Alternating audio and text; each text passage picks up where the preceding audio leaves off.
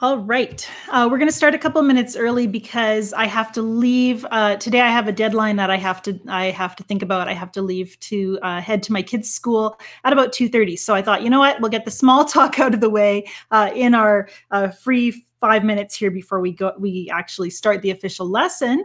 And so as you're chiming in here, joining the broadcast, feel free to leave a comment. Let me know how your week went. I've already have a few people saying they struggled this week just to get the time to paint with Thanksgiving. I totally understand that. And I was feeling kind of bad about that at first, thinking, you know, scheduling stuff so close to the holidays and overlapping with Thanksgiving is not maybe the best way to really focus on an intensive course. And then yet, as I thought about it, I thought, you know, how much of life do we actually get that focus and consistency that we want in the things we want to achieve? So often life does get in the way. And with painting, especially because we tend to think about it as a spare time kind of thing. And so having a holiday here gives us that real life kind of reality check and reminds us that we don't get to do everything we'd like to do.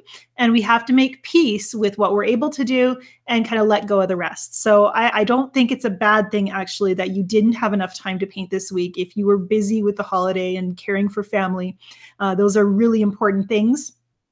And I think back to my time when I had 3 little toddlers. I had my children within a 3.5-year period. My oldest was 3.5 when my youngest was born, and then I had a 2-year-old in the middle. And so I realized very quickly that during those intense early childhood years, parenting was the number one priority. It was pretty much the only thing I did, and everything else got to be a bonus. And I had to let go of my dreams of creating an art career and make peace with it. I didn't want to be an angry parent because I wasn't pursuing my dreams. And, you know, in that decision to just do what I could and let go of the rest, there was a real peace in that, kind of a resting in the right now. And it wasn't letting go of hopes for the future, but it was just a little less urgent and anxious. So I think that's really a powerful and profound thing to kind of adopt that mindset.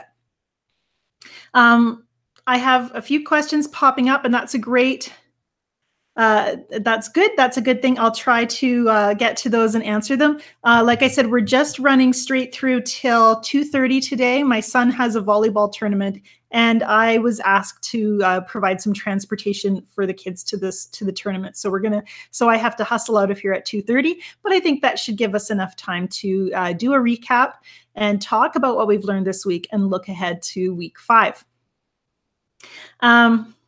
Yeah, thank you to all of you who are joining. Welcome. Okay, breathe. I have a stack of notes here. I have things I want to show you, and we are on an agenda, but it's not quite 2 o'clock yet, so we have another minute or two. And I'm enjoying seeing your comments. One question Les asked just before we started here, and Les, I think this is such a great question because it's really on theme with what I wanted to talk about today, and that is it possible, Les said, to oversimplify an object or a shape? And so we are going to talk about that. I love that question. So we're going to talk about that today in this lesson. And my ear is really itchy. Sorry, I don't like, I heard once on Oprah that she says, you never touch your face when you're on camera. And I thought, oh, that's a good, and I held on to that even long before I ever knew I was going to be on video. That's kind of funny, isn't it? I do hope you had a wonderful Thanksgiving, you in the States. We celebrate Thanksgiving here in Canada in October, the second Monday in October.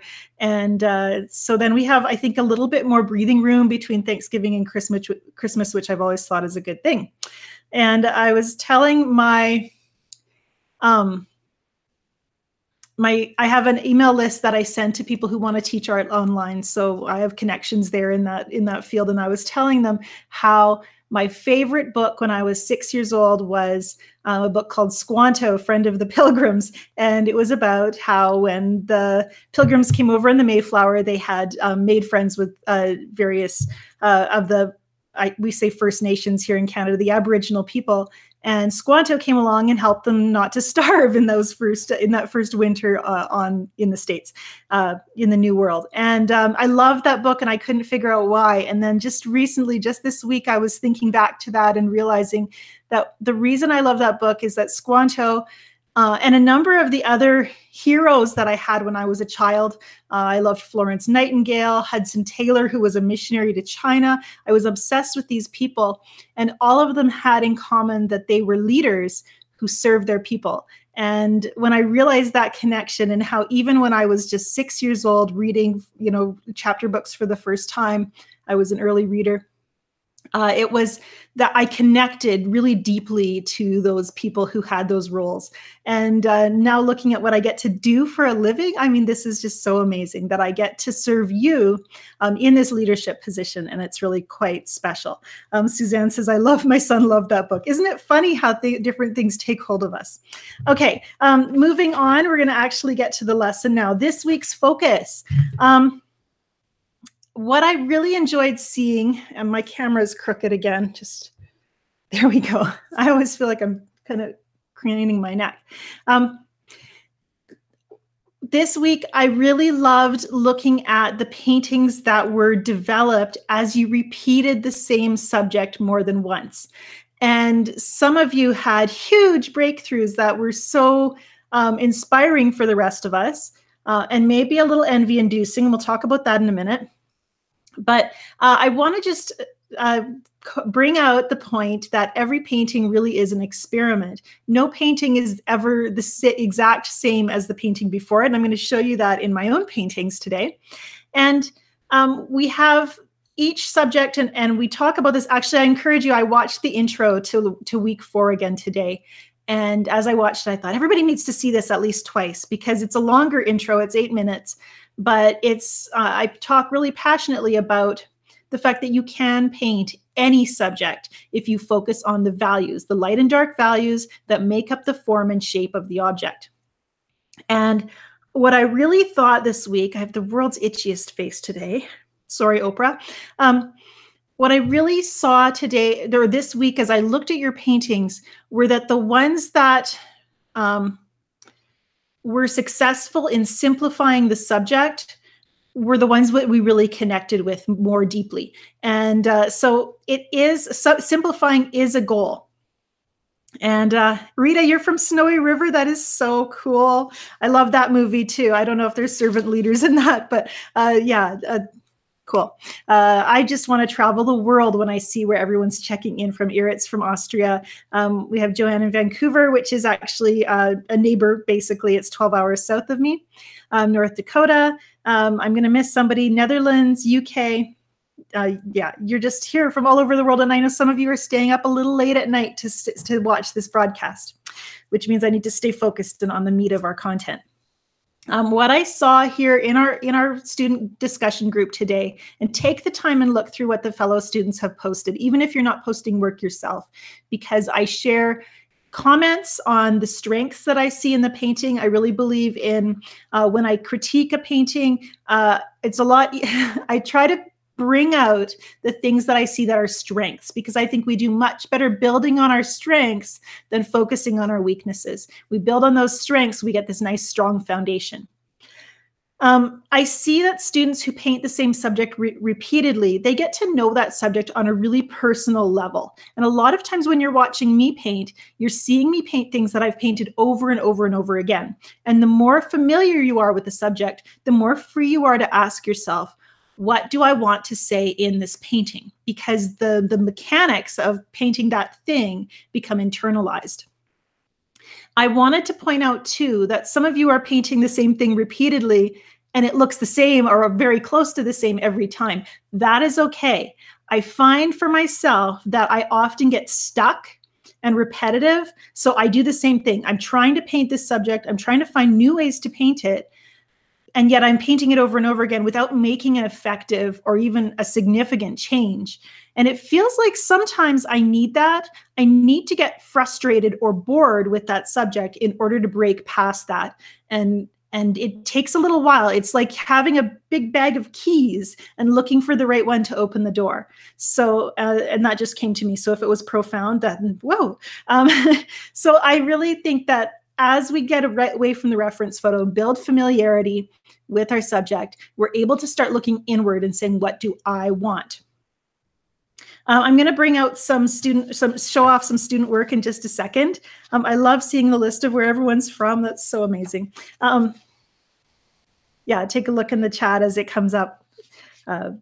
We're just representing the world here. We need a map. We need a big map where we can all click where we're from and start to see my worldwide family of watercolor lovers. Okay, the last thing I want to see from you, and I think sometimes I was thinking about the fear that we have sometimes of posting our work online. And sometimes it feels like the things that we're most afraid to post are the things that are most personal and authentic to us. And so they're the things we really need to share a lot of the time. This painting that you may have seen on my Instagram feed today, and the lighting's not great, but you can see the golden shimmer there and the crazy wild brushstrokes. This painting, it was a little bit personal to post because it feels like it was so wild and reckless to paint. It was really freeing, and it felt like a risk to paint this or to share it because it looks like I didn't even care. I just threw paint down on paper, and yet it just says something. And I titled it "Mama Does Whatever She Wants" because that's how I felt as I was painting it. I'm like, I'm just going to do whatever I want, and it's so exciting. And it was really, like I said, it was a little intimidating to post it. And people really connected to it because it was personal to me, even though it only took a few minutes to paint. When I'm looking in the discussion group, the last thing I want to see is student works that all look the same, competently painted, you know, maybe a good close copy of what I've presented, but without that personal touch. They're going to be a little lifeless if they don't have you in them. The artists who we remember when we see a painting and it sticks with us, we remember because they're different. They stand out. Your unique vision is the one thing that you can bring to your art that no one else has. We all use the same techniques after all. We're all, you know, doing wet and learning how to do negative painting and learning how to blend colors and mix colors. We use the same techniques. A lot of times we're using the same colors, but we get to have complete freedom in how we use them. And we should never feel ashamed of our paintings when they stand out from the mass of work, especially because nowadays so much is uploaded to the internet. We can just spend thousands of hours looking at millions of paintings online. So if you want to stand out, you have to create work that's personal to you because you are you and no one else is. Week 5 is opened up here in the course content. You can go in and start watching the week 5 videos. And week 5 is kind of a little reminiscent to me of week 1, where we're going back to experimenting again. And one reason I'm doing this is to really shake you up a little bit. There's this natural progression as we grow our skill. And I think I've talked about this before, the competency ladder. I wanted to bring it up again because this isn't something that we really get to control where we are on this ladder. We just kind of have to keep climbing and hope we get to that next rung. We start out with unconscious incompetence. We don't know what we don't know. We're getting started, and it's so exciting because little accidental beauties are starting to happen on our painting. But they're accidental because we haven't developed skill yet. And so the next stage, and I think it's really the hardest and most discouraging stage, is the conscious incompetence, when you realize how much you have to learn and start to wonder if you have what it takes. And this is that long journey of mastering technique and getting that competence. You cannot get it without putting in the time. Then we come to conscious competence, where you start to adopt those techniques, get that mastery, and feel comfortable enough with your technique to be able to start thinking, what's my style? How do I express myself? And, you know, I think there's a gray kind of area in between these different stages. You can drift back and forth between them a little bit. And, but once you start, you know, mastering technique, then you really are starting to be ready to think about your style and expressing it. And then you get to the best stage of all, which is unconscious competence, when you have internalize so much of the technique that you really have freedom to grow and evolve. That's where I'm at. And it's really exciting. I'm still a learner, still growing, but having some mastery that gives me a lot of freedom to really have fun in my watercolor journey. I really think that you can and should be playful throughout the entire watercolor journey, because in loving the process, we won't give up and we keep going. So in week 5, we think about being playful with technique as a way of helping us to develop our creativity and explore new possibilities in our art. And also just to keep from getting bored. It doesn't have to feel boring to be working on mastering skills. Okay, let's look at some student work here. I'm just going to switch my screen over. And there she is, presenting. Okay, so this is just a little bit of the beautiful stuff I saw this week, and I'm focusing on simplified work right now. Simplified as in we're seeing here paintings that are really not complex paintings. They're just letting the beauty of watercolor come out. And I love seeing that willingness to get down to the fundamentals. We're gonna shift over now. Oh, this is the one that doesn't show me the names on here, and I don't like that. Okay, so this is Hillary's. Hillary, hi, I know you're here. And the first one I showed you, they're not gonna go in order again. This is so annoying. Okay, we're just gonna go through them. Hillary, this one is beautifully simple. It's a really monochromatic painting. I know there's multiple colors in here, but it has a very simple feel and this beautiful atmospheric beauty. She's not worried about, Hillary hasn't worried about getting the details, all those branches painted in the trees or the texture in the mountain or adding a lot of shape and contour to the sky. She hasn't painted a foreground, and that simplicity really gives this a real contribution to the mood. This one is Heather's. Now, Heather, you had posted 2 paintings here. Let's see if no, they're not side by side. So annoying. Okay, so Heather, you had posted 2, and I would love to show them in order, and we're going to try. We'll back it up. Bear with me. Okay, so this is the first one Heather painted, and this is a waterfall Heather was working on, and I talked a little bit about seeing the values, the dark and light values as major shapes, simplifying. And Heather took my advice to heart, always a good student, and going back again. And so this is the simplified version, and you can see that it's much more powerful because your eye goes right to that waterfall. We still have warm and cool temperatures and dark and light values, but just there's not as much brush activity outside of that waterfall, which really helps it stay simple and evocative. And so well done, Heather. Thank you for taking my advice.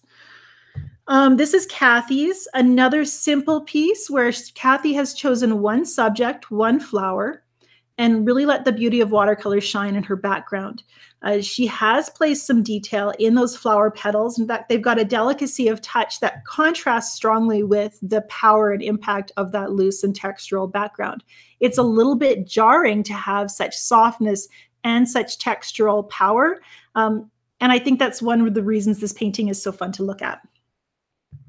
Okay, what's going to come up next? Okay, this one, I think it just didn't load as a very big image, so we'll just try to zoom in a bit. And again, I don't have a name. Nancy, I know you're here today. This is really beautiful. Simplified color. Here, we really have a very basic color palette of violet, kind of a neutral violet with some of that gold in it. The gold is kind of the base of this composition, I believe. Now, Nancy, I might be wrong because I don't think you told me the colors you used, but I'm seeing the gold in the foreground. And then I'm seeing that same gold used in the background colors, which gives a real harmony to the painting.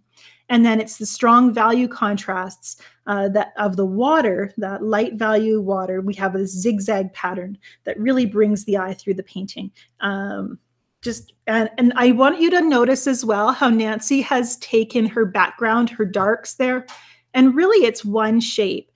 She's painted it almost as one unified shape from the trees along that shoreline to that far hill. And that's really effective here in this painting. It gives us this beautiful bracket background for the golden foreground, and the dark values that connect the foreground to the water. Well done, Nancy. Well done sounds so condescending. I apologize. I think it's beautiful. I hope that came through. Colleen, another really simplified painting. And Colleen, you probably feel like this painting practically painted itself because it's really just a first layer wash with that sprinkle of salt to create the form of the flowers. It's evocative and beautiful. And paintings like this always feel like cheating because we do so little with our brushes. And yet they're magic that comes from the artist. They wouldn't have happened if the artist hadn't put brush to paper and chosen those colors and sprinkled that salt. So it's your painting, Colleen, and you should be proud of it. Okay, what else? Seen that? Okay, Layla, I wanted to bring this one out because Layla has a very difficult task ahead of her because her value study, your value study here is so beautiful. I just love that shape of that strong and powerful tree, the beautifully fluid watermarks that flow through inside of that strong dark shape, and then those little flicky brush marks that spring out to give it some branch-like contours. It's really hard to, when you have this effortless looking value study, to match that or to echo it in your finished painting. It's really good to have a good value study to work from, but it can be a little intimidating to then try to reproduce it in color. And I'm enjoying seeing, I know you're going to get there. I'm enjoying seeing you experiment as you try applying color to create your scene. Oh, the time is whizzing by. Let's see, what else have I got? Oh, I think I covered. Oh, no, here we go. I've had to show you Mila's. And Mila's, this is not finished. This is not Mila's finished painting. Mila's been working on this beautiful volcanic mountain all week. I can't remember the name of it. It starts with a T. Maybe you'll correct me in the chat. This one, she said, was painted on cartridge paper, and you can kind of see the ripply effect here. And it almost adds to that Japanese feeling of this scene because Japanese paintings are often done on rice paper. So I kind of like that little bubbly feeling. And as Mila explored this scene, you could tell she was really personally connected to this image. She had this delicacy of touch and connection that really felt like it was coming through even in her studies and sketches. And each one got a little bit better every time. She tried out versions with lots of detail in the foreground and ones with stronger sky and, you know, more control. And then took the best of each one to put into her final painting. I wish you could show it to us in the group, but it's good enough that she's going to put it in a competition. So she's keeping that under wraps for now. Beautifully done.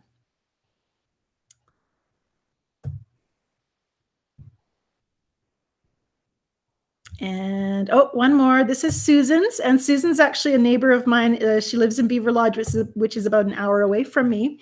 And this is, again, another example of simplicity. And at 3 o'clock this afternoon, I'll be posting my second layer video from the Friday Night Painting Club lesson I did last week. So if you wanted to see how I took that loose first layer and developed it into a painting in just a short period of time, I didn't do a lot more than Susan's done here. She's got some little trees, kind of and a bit of a hint of a mountain appearing out of the top. That kind of tells a story that you have to be willing to pause for a minute to think about. And I love when we leave things a little bit unsaid in our painting, we do force our viewer to pause and ponder what we're showing them. And so yeah, 3 o'clock, you can take a look at that Friday Night Painting Club video.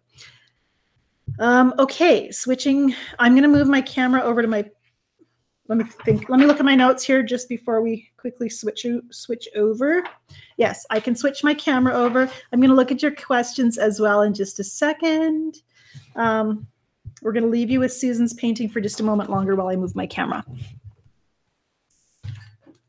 I want to just say how proud I am of every student who's willing to take a few risks with your paintings. When you post something and feel vulnerable because your painting's not perfect, I'm so proud of you for that. And when you paint the same subject over and over again, or tackle a subject that didn't feel comfortable for you. I'm proud of that. It's so amazing to be a part of this watercolor adventure and see you being willing to be adventurers along with me and to help facilitate that. It's just super exciting for me and such an honor. And I thank you for opening yourselves up to be vulnerable in that journey. Okay.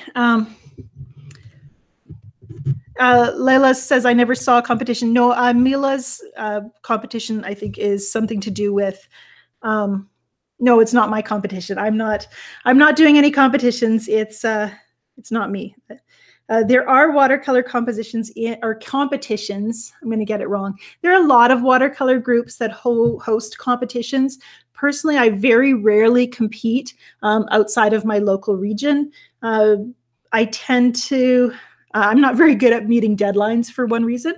But you can certainly, if you want to work to bring your painting to a higher level, sometimes entering a competition can be just what you need to kind of push you to that next level.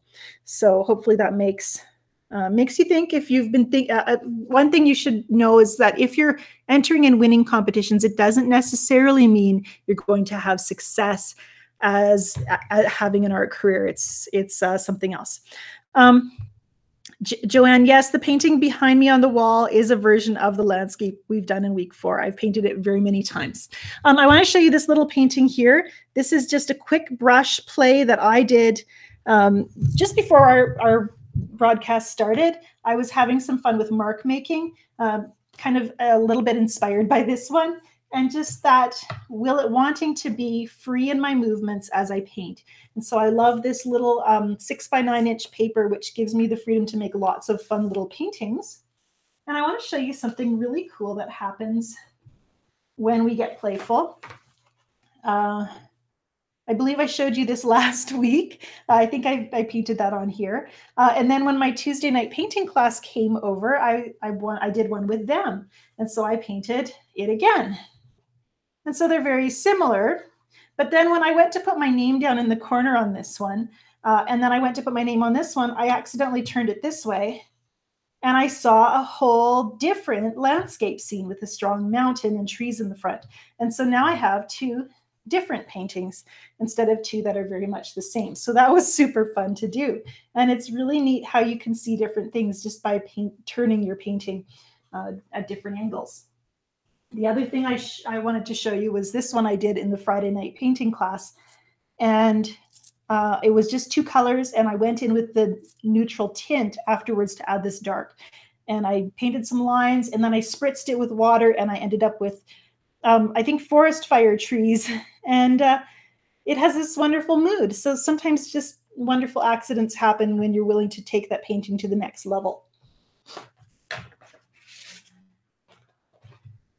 As you paint this week, be willing to experiment, be playful, spend some time. And we talked about a few students struggling with things like tree branches, and tree branches are really just interesting marks.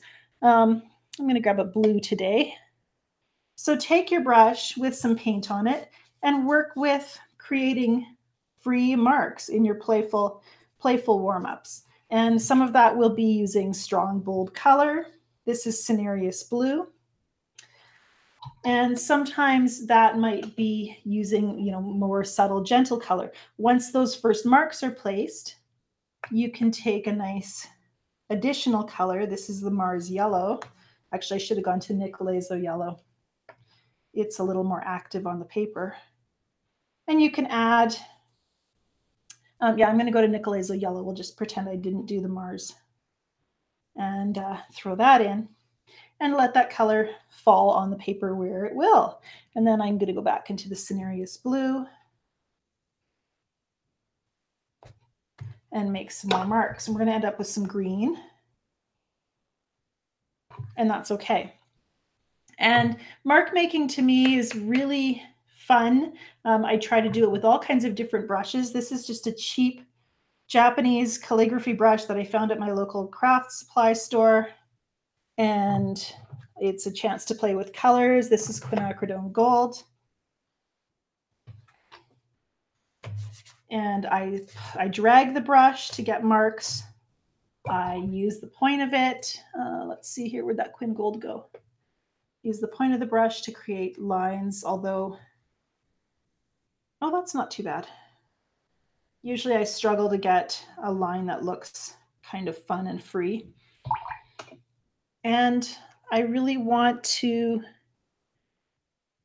feel like I have nothing to lose at this point. So that might mean, and actually this one it did mean, on this one it meant taking the back side of a painting I didn't love. This felt kind of boring to me, so I went with something that was definitely not boring and created those big, free, interesting marks.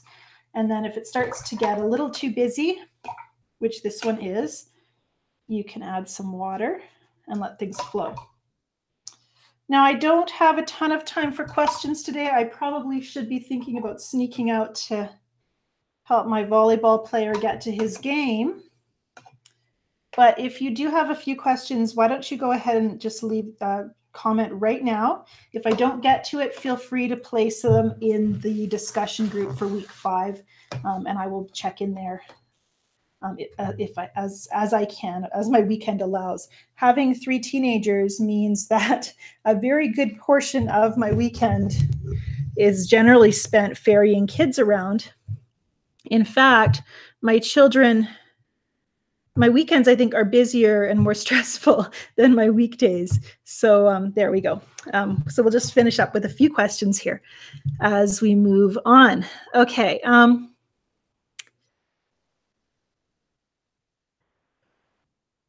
Okay, Tanis asks, do you spritz all of your palette or just the colors you think you'll use? Your colors always seem to be nice and juicy. I do always spritz all the colors in my palette. There's nothing worse than being in the middle of a painting, having an inspiration for a color you want to use, and having it be dry and kind of sad and not wanting to come out of the palette. So I like getting everything moist on the surface of the pigment from the very beginning, and then it's a lot easier to get some juicy color off the palette.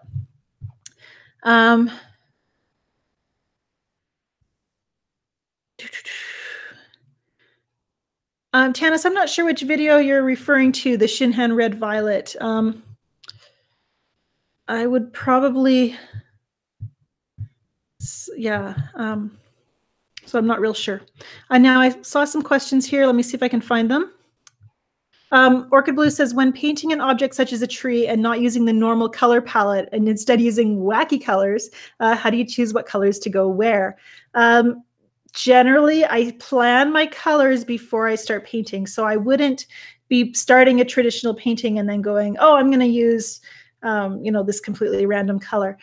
Generally, I might say, you know what, I really want to use this magenta today. And so I'm going to try to incorporate it into this painting around the focal point. So usually the focal point gets that beginning color, and then we build out from there with colors that we think harmonize. And I've had some really big breakthroughs in painting, creating a painting using a color that was a little unexpected. Hillary says, I tried to use granulation liquid to create texture, but wasn't successful. Should it be applied when the paint is still wet? The granulation spray, I think you might be referring to, Hillary. I usually spray it on while the paint is wet, but not when it's like really runny wet, because then it seems like it kind of doesn't react as much. It kind of blends into everything else. You have to find kind of that magical moment, and sometimes that can be a hard thing to do.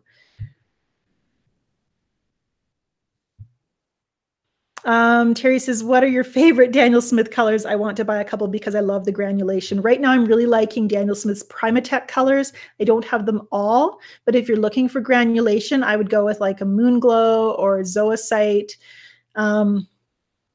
What else? Cobalt Violet Deep is a favorite of mine. If you're looking for granulation, or Goethite or the Hematites. Hematite Burnt Scarlet's really beautiful as well.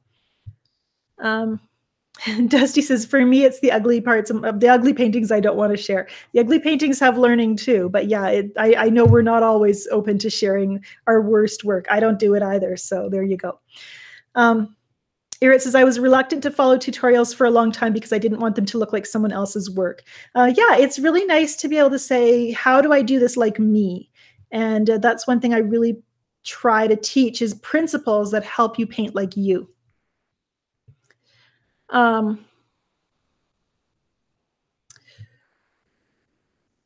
Quickly trying to get the rest of the questions here. I'm hoping I'm not missing anything. A number of comments on favorite colors. Moonglow is a favorite. Cascade green is quite beautiful. Mary Jo says, does the granulation spray work on our regular papers or just Yupo? You'll see it more on a smoother paper, so hot press more than colder press or rough, but it should make it have an effect. It depends on sometimes on the color of the paint, because some paints will react more often. It says Sodalite Genuine is great as well. Yeah, great suggestions, everyone. Okay, I really do have to go. Wish us well in our volleyball tournament. They are in grade 5 through 7. So it's kind of where everybody cheers if the ball goes across the net twice. So that's what we're going for. And then tonight I'm off to a youth group thing at my church youth group. My husband and I are the leaders, actually. And we started leading our starting events for teenagers when our oldest turned 13. And so now some of the most fun we have is hanging out with teenagers on the weekend, doing crazy things with them. So we're off to do that tonight as well. And tomorrow we have more volleyball and a gingerbread competition. And so, yeah, I'm just trying to psych myself up to have a lot of energy for the weekend. So I hope that you get painting time. I know I won't, but I want to wish you a great weekend, recovering from Thanksgiving, getting some painting in, I hope. Tune in about half an hour here on YouTube for my Friday Night Painting Club video. And we'll see you next week. I'll be in the discussion group cheering you on. I am your biggest fan. I'm so proud of all of you. Yeah, have a great day. Night. Whatever.